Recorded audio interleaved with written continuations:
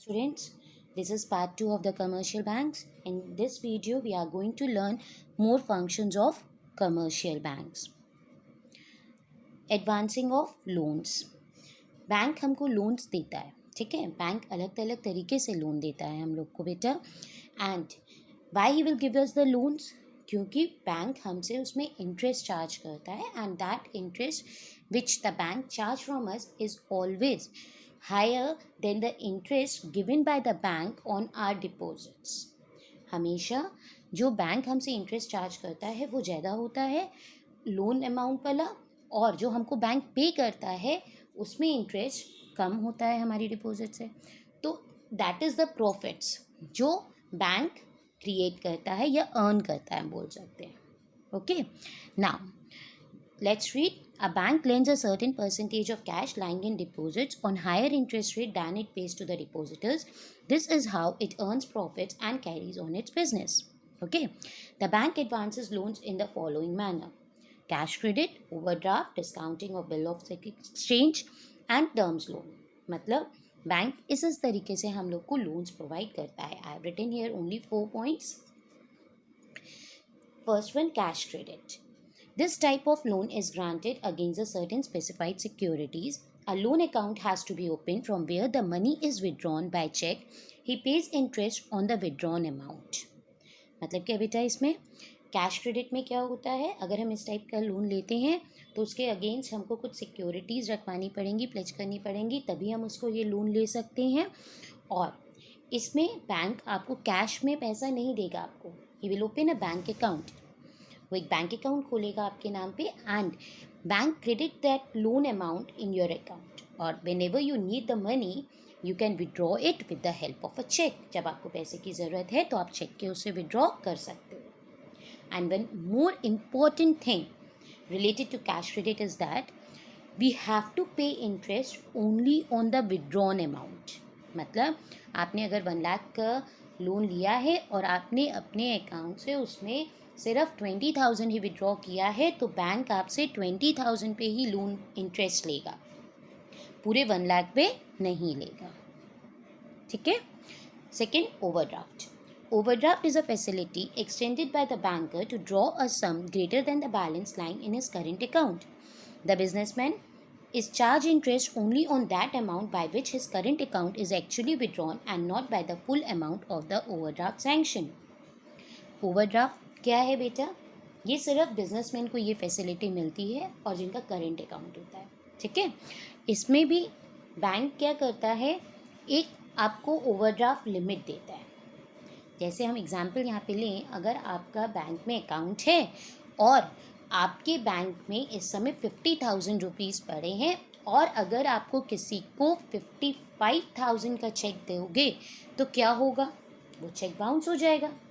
But अगर bank ने आपको ओवरड्राफ्ट लिमिट दी हुई है, ये फैसिलिटी दी हुई है, देन इन दैट केस आपका चेक बाउंस नहीं होगा. ठीक है, आपका चेक क्लियर हो जाएगा.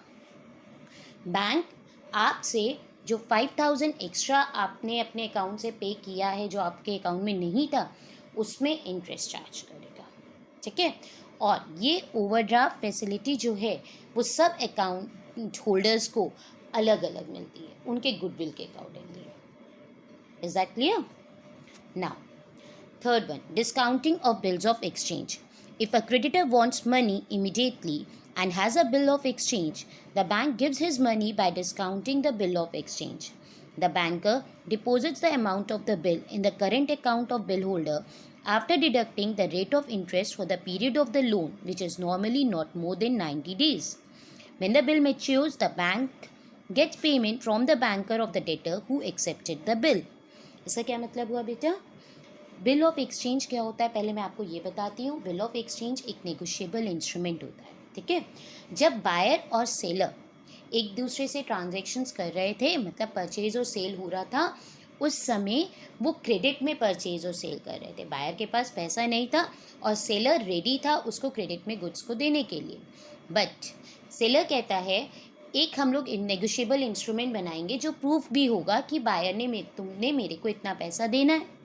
तो उन्होंने जो वो नेगोशिएबल इंस्ट्रूमेंट उस समय अपने बीच में एग्रीमेंट किया, वो क्या है? Bill of exchange. ठीक है। Now if the seller needs money, अगर सेलर को पैसे की ज़रूरत हो गई है तो अगर वो बायर के पास जाता है तो बायर यही बोलेगा ना कि देखो उसमें ये डेट मेंशन है, मैं तो इस डेट को ही आपको पैसा दूंगा, मेरे पास पैसा नहीं है। तो सेलर क्या कर सकता है? सेलर बैंक के पास जा सकता है, वो बिल्स ऑफ एक्सचेंज वो बैंक को देगा और बैंक उसके बदले में उसको अमाउंट देगी। सपोज करो वो बिल ऑफ एक्सचेंज 1 लाख का है तो बैंक वो सेलर को 90,000 ही देगा, 1 लाख पूरा नहीं देगा, क्योंकि वो 10,000 एज एन इंटरेस्ट रखेगा अपने पास, क्योंकि बैंक ने पैसा दिया है उसको तो बैंक को भी तो कुछ फ़ायदा हो। ठीक है। और जब ड्यू डेट आएगी तो बायर क्या करेगा? Then at that time he will pay, और वो पैसा उस समय किसको मिलेगा? बैंक को। ठीक है। Now fourth one, terms loan. Banks provide medium as well as long term loans to the public. Bank क्या करते हैं? मीडियम और लॉन्ग टर्म लोन भी पब्लिक को प्रोवाइड करती है। ये लोन्स बैंक आइदर कैश में पे करती है या उसके अकाउंट में सैंक्शन कर देती है। ठीक है। यहाँ पे जो इंटरेस्ट चार्ज करती है वो पूरे अमाउंट पे चार्ज करेगी। ठीक है। तो टर्म लोन्स क्या है? Bank provides medium as well as long term loans to the public. The bank either pays or credits the entire amount of the loan sanctioned to the borrower's account. Interest is charged on the entire amount of the loan. Is that clear? I hope it is clear to all of you. Now, this is the next function of the commercial bank, credit creation. It is a most significant function of the commercial banks. While sanctioning a loan to a customer, a bank does not provide cash to the borrower.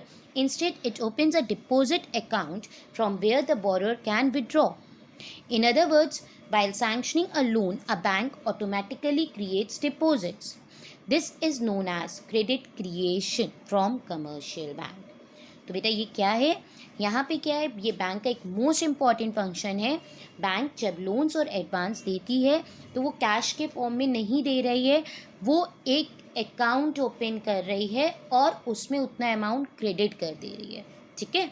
तो वो जो amount credit करती है that is credit creation, वो money को create कर रही है। ये मोस्ट इम्पॉर्टेंट फंक्शन है कमर्शियल बैंक का। Is that clear? Now the last function of the commercial bank, agency function. Agency function का मतलब क्या होता है? बैंक्स हमारे लिए एजेंट्स की तरह भी वर्क करती है। ठीक है। फर्स्ट पॉइंट क्या है? The commercial banks collect funds through cheques, drafts, bill of exchange on behalf of their customer. Commercial bank हमारे बिहाफ पे हमारे चेक्स, ड्राफ्ट्स और बिल ऑफ एक्सचेंज कलेक्ट करती है अगर हम कमर्शियल बैंक को एक स्टैंडिंग इंस्ट्रक्शंस देते हैं तब। ठीक है। सेकेंड पॉइंट क्या कहता है? They make payments on behalf of their customer such as taxes, interest etcetera. वो हमारे बिहाफ पे पेमेंट्स भी हमारी करता है। इसके लिए भी आपको बैंक को स्पेसिफाई करना पड़ेगा, इस डेट पे आपको ये चीज़ें मेरी करनी है।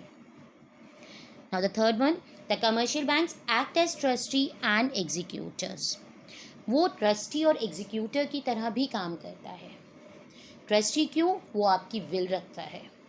अगर आप चाहते हो आपकी विल बैंक रखे और आपके डेथ के बाद तब वो अपने आपके फैमिली मेम्बर्स को शो करे, तो that is the function of the commercial bank, that it act as a trustee and executors also. I hope these functions are clear to you all. Thank you students.